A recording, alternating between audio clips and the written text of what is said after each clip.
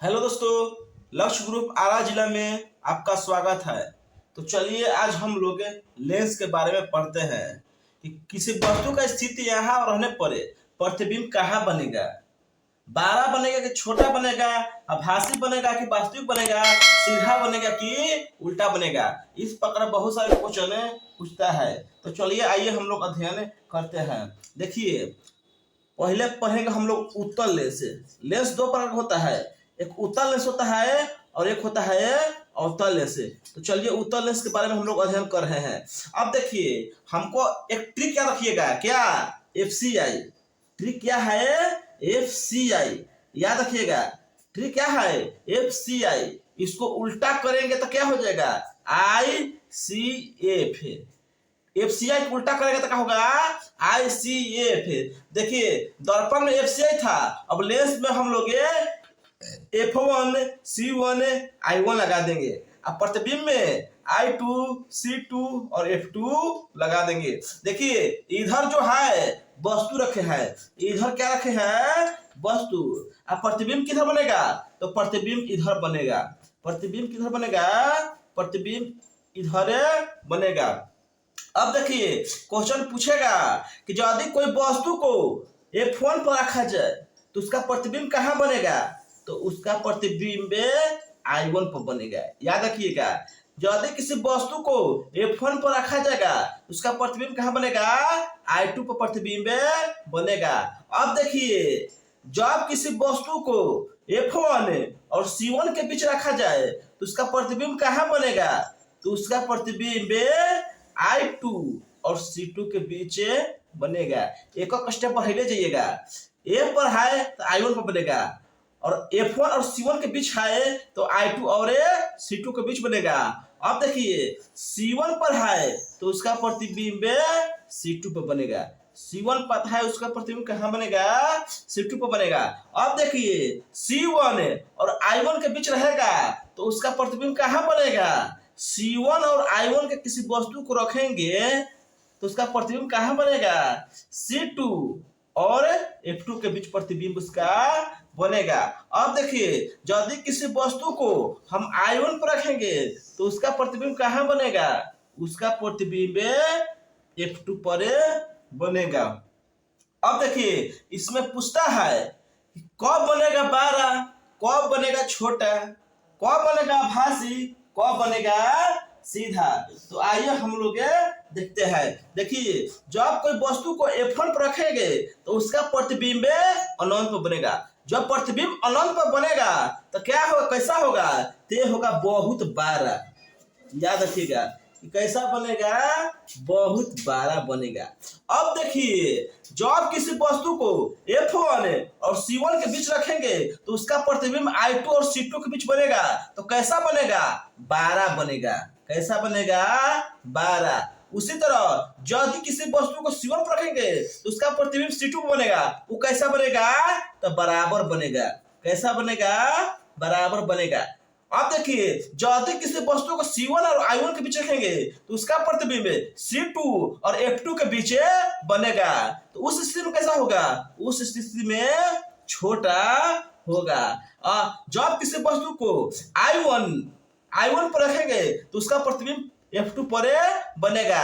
इस स्थिति में प्रतिबिंब कैसा बनेगा? तो उस स्थिति में बहुत छोटा बनेगा। सीधे एक स्टेप घटाते जाइएगा, बहुत बड़ा 12 बराबर छोटा बहुत छोटा। पहले बहुत बड़ा बनेगा, फिर बनेगा 12, फिर बनेगा बराबर, फिर बनेगा छोटा, फिर बनेगा बहुत छोटा। अब देखिए, इसमें पूछता है कि कब वास्तविक बनेगा और कब आभासी बनेगा। कि जितना स्थिति है सब में वास्तविक प्रतिबिंब बनेगा। याद रखिएगा कि जितना स्थिति है सब में वास्तविक प्रतिबिंब बनेगा। जैसे यदि किसी वस्तु की स्थिति F1 पर है तो उसका प्रतिबिंब I2 पर बनेगा। कैसा बनेगा? वास्तविक बनेगा और बहुत बड़ा बनेगा। वास्तविक बनेगा, वास्तविक बनेगा, बहुत बड़ा बनेगा और उल्टा बनेगा। याद रखिएगा कि जितना इस स्थिति है स्व में प्रतिबिंब वास्तविक और उल्टा बनेगा। चाहे कहूं रख दीजिए F1 पर रखिए, चाहे F1 और C1 के बीच रखिए, चाहे C1 पर रखिए, चाहे C1 और I1 पर रखिए, चाहे C1 और I1 के बीच रखिए, चाहे I1 पर रखिए, स्व में प्रतिबिंब कैसा बनेगा? वास्तविक और उल्टा। ये कॉमन है और बहुत बड़ा छोटा में याद रखिएगा। F1 पर रहेगा तो बहुत बड़ा बनेगा और दोनों के बीच रहेगा तो बड़ा बनेगा और बराबर बनेगा, छोटा बनेगा, फिर बहुत छोटा बनेगा और वास्तविक उल्टा सब में बनेगा। तो चलिए उत्तर लेंस के बारे में हम लोग पढ़ लिए। अब देखिए इसमें एक प्रकाशिक केंद्र छूट रहा है, इसमें एक प्रकाशिक केंद्र छूट रहा है। तो क्वेश्चन पूछेगा कि जब किसी वस्तु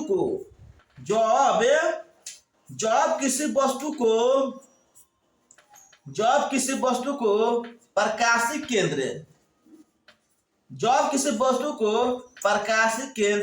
और F1 के बीच रखा जाए, F1 के बीच रखा जाए तो उसका प्रतिबिंब कहाँ बनेगा? तो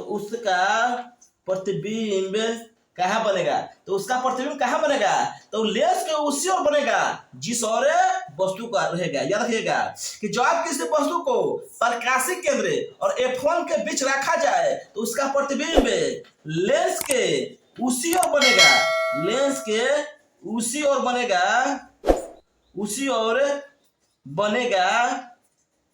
जिस और वस्तु रहेगा। यानी जिधर वस्तु रहेंगे उधर प्रतिबिंब बनेगा, जिधर वस्तु रखेंगे उधर प्रतिबिंब बनेगा।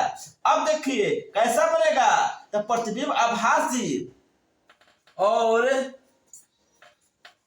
प्रतिबिंब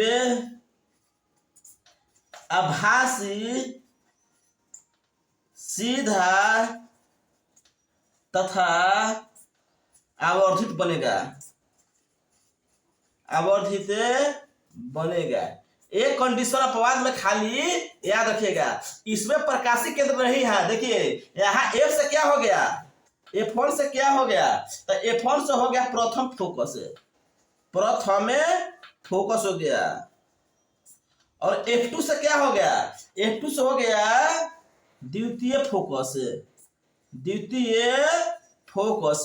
याद रखिएगा द्वितीय फोकस को मुख्य फोकस कहते हैं। अब देखिए वो क्या हो गया? वो हो गया यहाँ प्रकाशिक केंद्र हो गया। वो क्या हो गया? वो हो गया प्रकाशिक केंद्र। और C1 क्या हो गया? C1 और C2 क्या हो गया? C1 और C2 क्या हो गया? लेंस का मुख्य अक्ष, लेंस का मुख्य अक्ष हो गया। याद रखिएगा। देखिए इसमें कभी कभी C1 का स्थान पर 2F1 भी नामे देख सकता है। C1 का क्या लिख सकता है? 2F1 भी नामे लिख सकता है और C2 को क्या लिख सकता है? 2F2 नामे लिख सकता है। तो मान लीजिए कि C1 ना देख कर 2F1 दे देगा तो उसे घबराइएगा नहीं, क्योंकि C1 को ही 2F1 लिखा है। इसका नाम कांस्टेंट रहेगा, इसी का नाम बदलता है। C1 को कभी 2F1 लिख देगा और C2 को कभी 2F2 लिख देगा।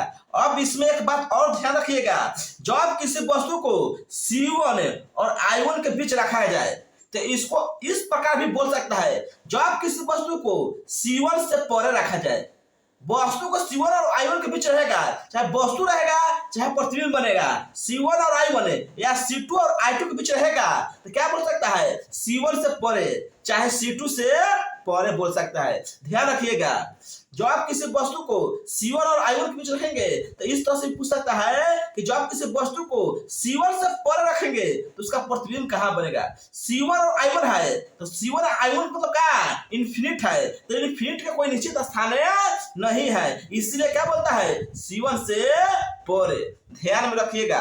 तो चलिए हम लोग उत्तर लेंस के बारे में पढ़ लिए, अब हम लोग अवतल लेंस के बारे में पढ़ेंगे।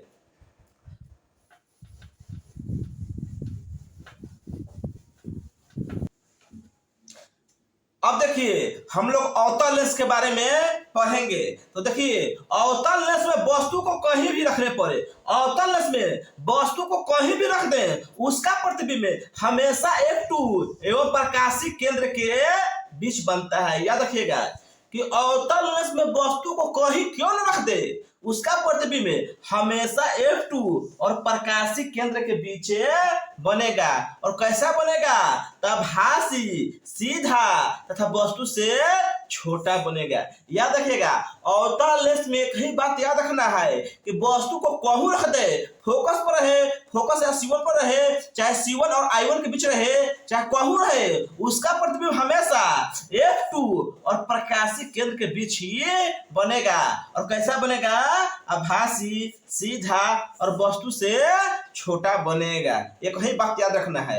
चलिए तो हम लोग अवतल और उत्तल लेंस से पढ़ लिए।